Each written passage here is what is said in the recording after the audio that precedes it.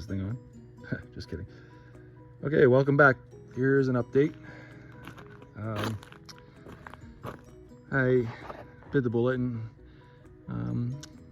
a friend at work is a carpenter by trade and is off time, so I asked him to come out, and I hired him to give me a hand. He was gracious enough to accept. So we were able to get a lot done on this side. The back wall is done. I called out the wall that never ends because it just seemed like one layer after the other kept on going. This wall is done, except they made a mistake in the logs. There's a 4-foot piece that goes right there that is supposed to be the groove. It's a half log and it's flat on top for the roof system. So I'm going to try and see if I can create some grooves. My friend from work, Mark, lent me a router, a couple of routers actually, but anyways, that's besides the point.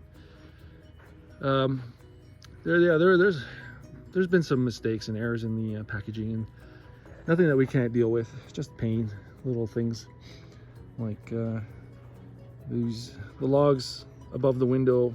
Actually, yeah, above the window here, those 2 rows. There's, I think, one more row. They've been about 1.5 inches too long.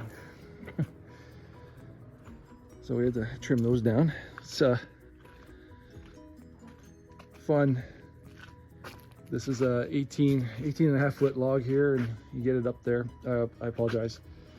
Yeah, that was heavy, but this one below it is, I guess, what I meant. You get it up there and you realize it's 1.5 inches too long, so we found a way to cut it up there. It's probably going to be the same for the rest, but the little mistakes like that, mislabeling as well. Fortunately, nothing drastic. So I've been told that if worst comes to worst, they will actually ship me out a log.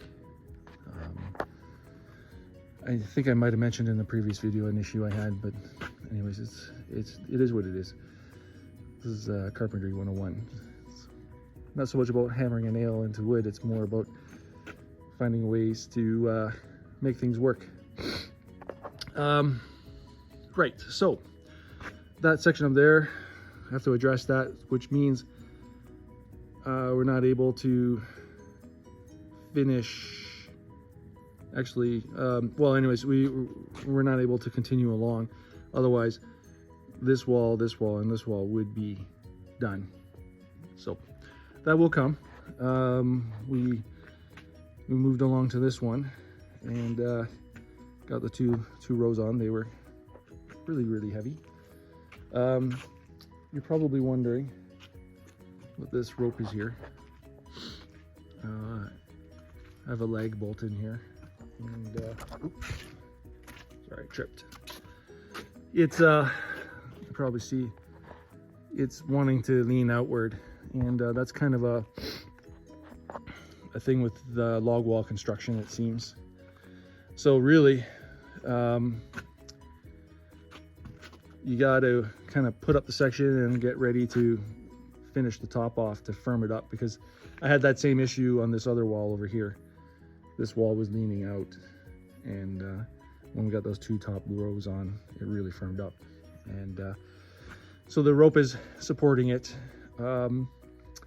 Here is another example. For example, on this wall, we're gonna have like 3-foot logs here and 3-foot logs here with windows for window openings, you know. So when you begin to stack those 3-foot logs up, when you get, we're gonna have to have 5, it's gonna wanna do the same thing. So we have to be in a position and ready to continue that top row or rows almost immediately to really firm it up.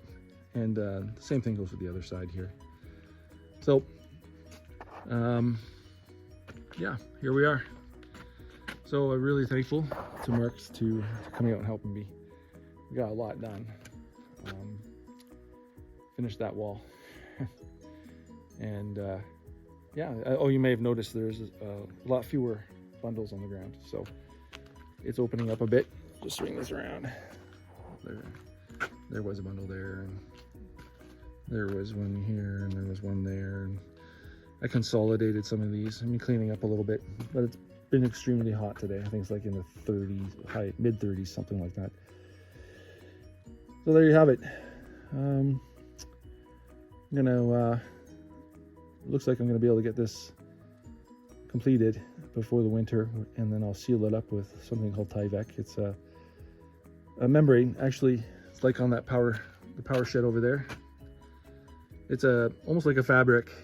It's not 100% waterproof. Water runs off of it, but if any water does get in behind, it will allow it to breathe. Unlike plastic, if water gets trapped in behind there, it's not getting out. So that's the plan, at least. We're not going to be able to get a roof on before the winter. There is a couple more walls, partition walls. As a final note, this here is going to be the partition wall between the garage and the inside. This is going to be done last, real quick. You just kind of cut a channel up the wall there, about, I don't know, I haven't done the math, about an inch or so deep. Same thing on this other side. And then this wall here will kind of fit in those grooves. And the idea is to isolate this wall from this. So if this one shrinks, you know, due to moisture loss or expands, it will isolate it from this wall. So it's basically the same principle for the windows and doors. There's a system that does that. And finally, the last section of walls or partitions is going to be, there's going to be a second floor, God willing, stairs roughly right about here, and there's going to be a log wall here. There's going to be a 24 footer from that wall to about the middle, plus 10, I don't know, 15 feet or whatever it is, plus another 20-foot footer, which is going to connect to this partition wall here. And for that, for the logs that connect to the back wall there, same kind of thing. You cut a channel, for a ledge really, for it to sit on. I don't think it needs to be fastened really, but I'm going to double check with that. The gentleman who sold us this kit has been helping me by answering a lot of questions. Yeah, that log over there is next. It's 18.5 feet. It's really, really heavy. I need help with that. So there it is. Tried to go fast. Hopefully it wasn't too fast, and hopefully fast enough. Anyways, hopefully in the next week, if I can get my friend Mark to come out, maybe for a couple more days and we don't have any more hiccups, we can bang this off in a couple more days. We'll see. Fingers crossed.